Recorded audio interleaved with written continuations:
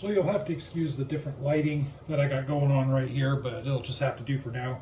I just wanted to talk about this Gerber, and it's something I picked up recently and just wanted to share it with you folks. This is the Gerber Hall. I was kind of looking at the knives, and I know Gerber isn't known for having the highest class of knives out there. I realize that, but they do have a lot of basic knives out there for decent prices, and that's why I've been kind of messing with them lately. So the Gerber Hall, it's a assisted opening knife, and it's a little bit different. I've been kind of reviewing and buying a lot of the, I guess, if there is such a thing, the standard configuration of knife, which is just either opens with a flipper or thumb stud, has liner locks, frame locks, all that good stuff. Well, this one is a plunge lock, and it has a crossbolt safety on it. And what I mean by that is this right here. So this crossbolt safety, in order to, sorry for the bad lighting here, there's a safety right there. You have to move it to the from the safe position over, and you'll see a little bit of red. I know you can't see it too well in this lighting. Then you can open the knife, and it is assisted. So when it's open, you can push the safety back, and that's a crossbolt safety right there. And I'm assuming it's just meant to give it a little bit of degree of extra sturdiness as far as using it. I haven't tested it to see if that's actually true. Some people said it really doesn't matter. Some people said, yeah, it's a great feature. This right here is your button to push when you want to close it. But what you have to do is you have to disengage the safety first, push the button in, and then you can close it. There's some resistance right here as you meet the spring for the assist. There it is closed, and then you can engage that safety again, and that keeps it closed. So I like that in a sense. For a utility knife, it's not the quickest deployment when you have that safety on, but for a utility knife, if you're going to throw it in a pack or whatnot, EDC bag, what have you, or carry it in your pocket, you want a little bit more security when it's closed, I like that feature. It's glass feel texture nylon on the handle, and the handle's decent. I mean, this is a coyote tan, and as far as the grippiness of the handle, it's fine. You probably could make it grippier. There's enough surface area on here if you want to add like tape or something like that, or texturize it, it would probably do you some good, but it's grippy enough. The blade quality on this is the 5CR15 MOV, and what does that mean? It's a little bit softer.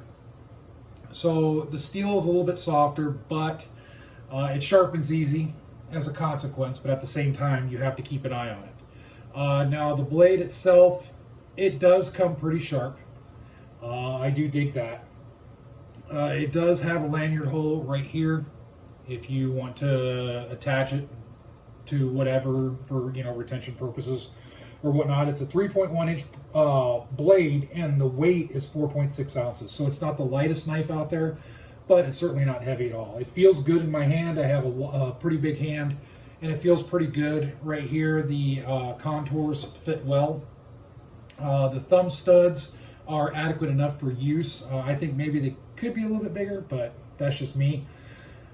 As far as the centering, let me show you the centering here. Oops. If I can show with the light there. The centering's decent. It's not perfectly centered, but for those that care, I mean, it doesn't matter too much to me if it's perfectly even. There's no play on the blade when it's open. There's no back and forth, side to side play, and that's with the safety disengaged. Same with the safety engaged, there's no play. So it does have a deep pocket clip on there. So, that is, if you choose to pocket carry this, then you certainly can. Overall, you're looking at about $40 to $50 knife, roughly. Maybe just a little bit less depending on where you go. If you look on Amazon, you might be able to find this for cheaper. For a self-defense blade, sure, you could use it. I think there are better ones out there for the price if you're looking for strictly self-defense. But where I think this could come in use is like for a camping kit. If you want a decent folder that's for light tasks around a campsite. For an EDC bag or something, throw an extra knife in an EDC bag. I think this will be pretty decent. As far as heavy tasks like batoning and doing all kinds of work like that, you're going to dull the blade, possibly crack or chip the blade. I mean, it's at 5CR15. It's not the best steel out there. It's pretty budget. Now, when you're talking about this quality steel, it's all pretty budget stuff, but it'll last for most tasks I think that you would do with this knife. So overall, I think it's pretty decent. There could be some improvements made to it. I think more texturing, bigger thumb studs. The safety, maybe protrude the safety just a little bit more. Again, if you protrude the safety, it might disengage a little bit easier, and you don't want that, of course. The plunge lock, I haven't tested it a whole lot. It seems to do its job. So as far as between a plunge lock versus a liner lock, frame lock, all that stuff, which one's better?